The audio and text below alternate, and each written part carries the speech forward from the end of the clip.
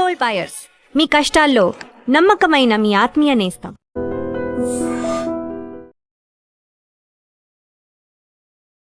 గురుగారు, ఇవాళ ఇప్పుడు పిల్లలకి ఏదైనా ప్రామాణికంగా చెప్తే తప్పకుండా తీసుకుంటారు గురుగారు. అన్ని నో అని ఏం చెప్పారు, కానీ వాళ్ళకి సాటిస్ఫై అయ్యేలాగా మనం మాట్లాడగలగాలి, కన్విన్స్. వాళ్ళకి అన్ని క్వశ్చన్లే, ఆ క్వశ్చన్స్ కి కరెక్ట్ ఆన్సర్ మీట్ చేసాం అనుకోండి, నిజానికి పెద్దవాళ్ళకన్నా వాళ్ళే సరిగ్గా పాటిస్తారు. అది ఇప్పుడు పుట్టిన పిల్లలైనా ఇప్పుడు జనరేషన్ కావాల్సింది అదే.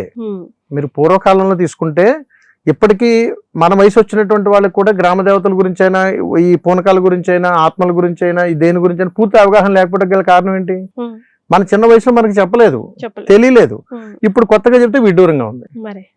ఇప్పుడు రేపు భావితరాలు చెప్తే ఇదంతా ట్రాష్.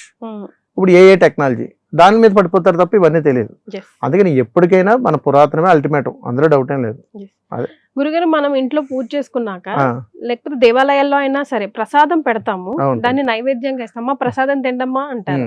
ఆరతదంతా అయిపోయాక అమ్మ నైవేద్యం తీసుకోండి అంటారు. ఈ రెండింటికి డిఫరెన్స్ ఏంటి గురుగారు? ఆ ప్రసాదం నైవేద్యం ఎట్లా మారుతుంది? అమ్మమ్మ, ఎంత అద్భుతమైనటువంటి ప్రశ్న అంటే ఇది తల్లి. అది గృహంలో కావచ్చు, దేవాలయంలో కావచ్చు. ఉదాహరణకు మీరు మధ్యాహ్నం భోజనం చేసేటప్పుడు, ఉదయం మీరు ఇంట్లో వంట చేసేటప్పుడు వంట అన్నారు, గుర్తుపెట్టుకోండి. ఇంట్లో వంట చేశారు, మధ్యాహ్నం భోజనం చేసే టైంకి దాన్ని ఏమంటున్నారు మీరు? భోజనం. అదేమిటండి, వంట ఏం తెచ్చావు అనొచ్చు కదా. సరే, రాత్రి అయిన తర్వాత ఇంట్లో అందరూ కలిసి 8 గంటలకి ఎప్పుడో ఏదో ప్రిపేర్ చేసుకుంటారు. ఏం ప్రిపేర్ చేసుకుంటారు? రాత్రి వంట. దానికి ఏదో పేరు. ప్రిపరేషన్ ముందు మీరు మాట్లాడే భాష వంట, అయిపోయిన తర్వాత డిన్నర్, అది ఇంగ్లీష్ లో ఏదో పెట్టాం, రాత్రి భోజనం, అల్పాహారం ఏదో పెట్టుకున్నాం కదా. ఇవన్నీ ఎవరు సిద్ధం చేశారు? మనమే, అవునా కదా. అందుకని భగవత్ సంకల్పానికి సంబంధించినటువంటి అద్భుతమైన ప్రశ్న మీరు అడిగారు. ప్రేక్షకులకి చాలా సందర్భాల్లో నైవేద్యం అంటే ఏంటో తెలియదు, ప్రసాదం అంటే ఏంటో తెలియదు. ఇది తెలుసుకోవాలి. ఎందుకంటే గుడికి వెళ్తారు, దండం పెట్టుకుంటారు, ప్రసాదం పెట్టేశానండి, ఆ తర్వాత నైవేద్యం పెట్టేశానండి అని అంటారు. గుర్తుపెట్టుకోండి. ఉదాహరణకు నువ్వు ఏదైనా ఒక దేవాలయానికి వెళ్ళావని అని అనుకుందాం. ఆ దేవాలయానికి వెళ్ళేటప్పుడు నీ ఎందు ప్రీతికరమైనటువంటి ఇది ఏదైనా ఒక పదార్థాన్ని సిద్ధం చేసుకుని ఒక దేవాలయానికి వెళ్తావు. ఈ సిద్ధం చేసేటప్పుడు నీ మనసు నిండా అతీతమైనటువంటి భక్తి పుడుతుంది. అదే నీ ఇంట్లో వాళ్ళకి ఎవరికైనా తింటాక ఉండాలంటే భక్తితో చేయవు, ఇష్టంతో చేస్తాం. ఇది భక్తితో చేస్తాం. భక్తితో ఎప్పుడైతే చేస్తున్నామో ఈ దేహానికి అనుసంధానమైనది కాబట్టి దీనిని నివేదనగా కొలుస్తారు. ఆ అద్భుతమైనటువంటి నివేదన నువ్వు అక్కడ పెట్టినప్పుడు అది ప్రసాదంగా ఎలా మారుతుందిరా? 10 మందికి పంచితేనే ప్రసాదం అవుద్ది, నువ్వు ఒక్కడో తినేస్తే అవదు. అందుకని 10 మందికి పంచేటువంటి తత్వం ఇందులోంచి ఎక్కడి నుంచి పుట్టుకొచ్చిందిరా అని అడిగితే, ఉదాహరణ మీకు తెలుసుని ఏదో ఒక నైవేద్యం పేరు చెప్పండి, ఏదైనా పర్లేదు. చక్కెర పొంగలి. అది మీకు ఇష్టమా? సరే, ఈ చక్కెర పొంగలో వాడేటువంటి పదార్థాలు మీ యందు మీరే సిద్ధం చేశారు. పాత్ర మీరు తయారు చేయాల. పాత్ర సిద్ధం చేయడానికి కావాల్సినటువంటి అగ్ని స్వరూపుని మీరు పుట్టించలేదు. అది కావటానికి కావలసినటువంటి నీరు ఏదైతే ఉందో దాన్ని మీరు తయారు చేయలేదు, మీరు తవ్వలేదు.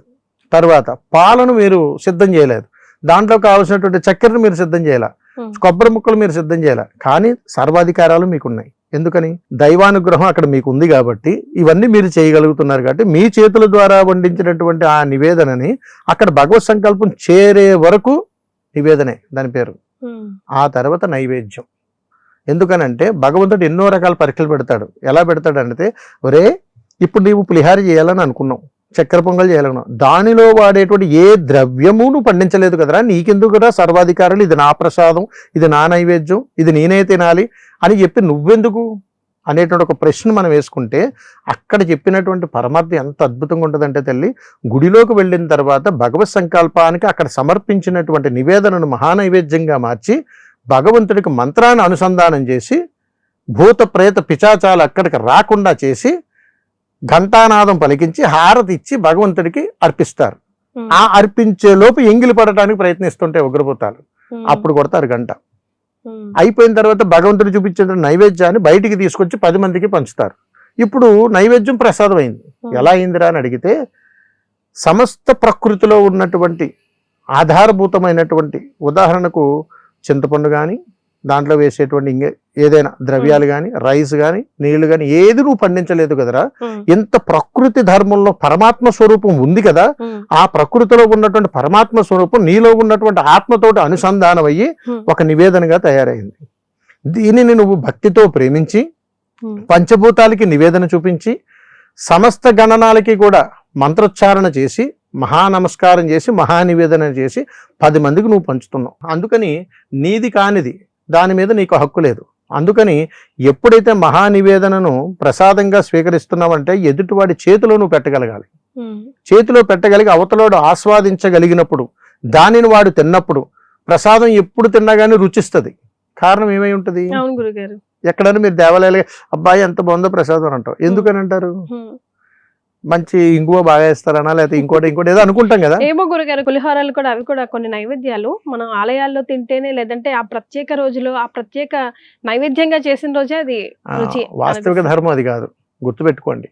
దేవాలయాలకు మనం వెళ్ళినప్పుడు మన మనసు ప్రశాంతత అవుతుంది. మొట్టమొదటిది కుండలిని శక్తి జాగృతం అవుతుంది.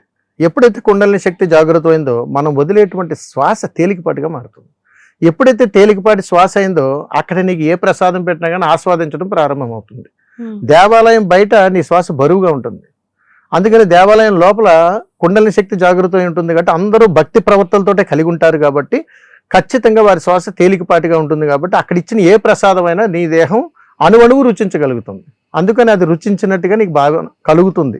వాస్తవిక ధర్మం. అదే రుచించిన ప్రసాదం 4 పొట్లాలు ఇంటికి తెచ్చుకుని ఒకటే తినగలుగుతారు, మిగిలిన పక్కన పెట్టేస్తారు. ఎందుకనంటే ఇక్కడ బరువైన శ్వాసతో తింటాం, అక్కడ తేలికపాటి శ్వాసతో తింటాం.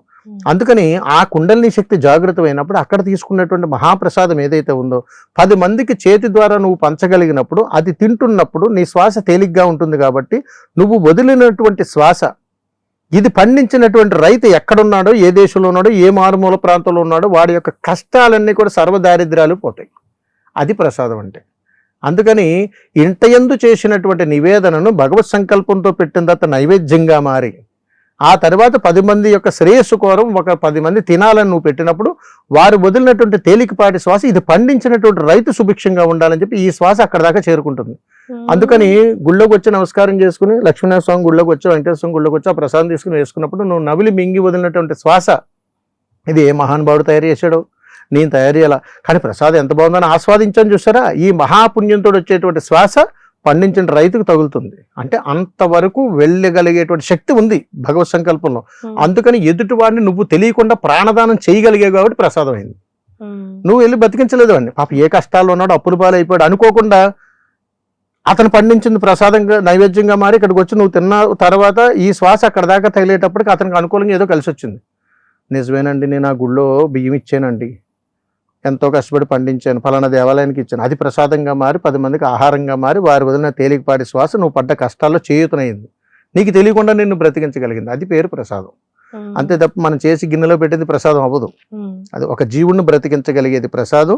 భగవంతుడికి ఉగ్రభూతాలకు ముందు మనం చేసేదంత నివేదన, అక్కడ పెట్టిన తర్వాత మహానైవేద్యంగా మారు.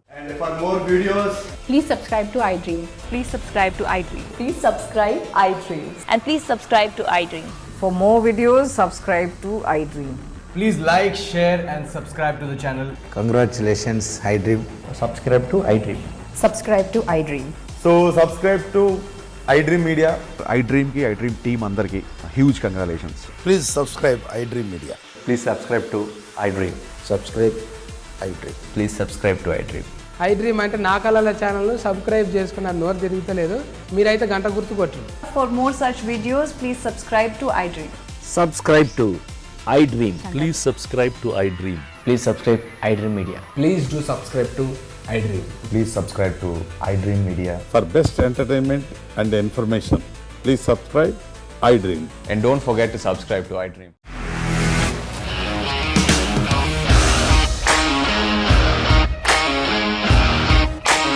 ఇండస్ట్రీలో కమిట్మెంట్ ఇష్యూస్ వస్తే నీకు కూడా వచ్చినట్టు మార్నింగ్ తీసుకెళ్ళారంటే కొట్టి పడేస్తారు.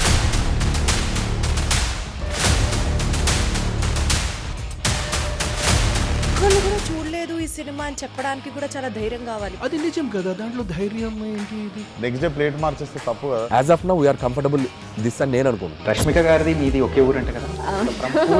నీకు కోపం వచ్చిందంటే బాగా తిట్టేత్తరా? తిట్టేద్దామండి. నిజంగా గేమ్ ని ఎలా చేంజ్ చేయగలిగారు? ఏపీఎస్ఎఫ్సి వాళ్ళకి 6 నెలల్లో నేను 6 లక్షలు కట్టా. బిజినెస్ చేయాలనుకుంటే it is as difficult as riding a tiger.